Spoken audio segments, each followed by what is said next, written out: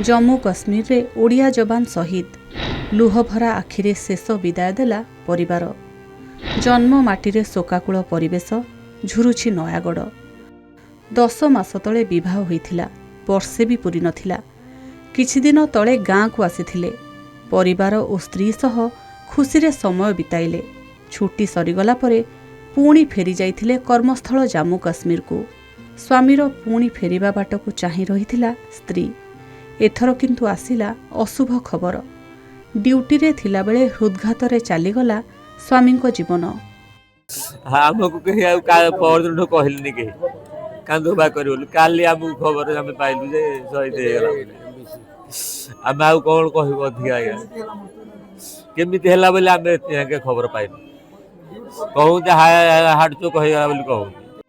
माटी माँ पाई निज जीवन को बलिदान देइछंती ओडिया पुओ। शहीद होइगले देश पाई।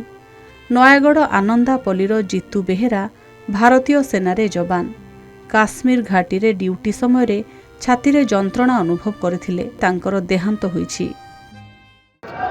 बहुत दुख लगुच आम नयागढ़ माटीर पुओ जीतू बेहेरा आज शहीद होइछंती। बहुत दुख लगुच। आम जहाँ दरकार सरकार तरफ जहाँ करा कथा सब प्रकार सहायता प्रदान करिबो।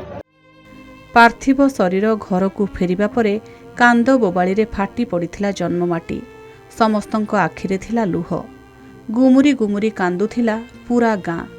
मृतदेह गाँ रे पहुंचिबा परे शोभायात्रा रे निया जाइथिला। किछि मास तळे विवाह करिथिबा स्त्री एभली स्वामी चली जिबाकू विश्वास करि पारु नाहंती। आउ बापा माँ को अवस्था न कहिबा भल। कांदी कांदी नयांत निज पुओ को हराई माँ मुख पालटि जाइछि। गाँ सारा लोकंको आखि आजी भिजी जाइछि लुहरे।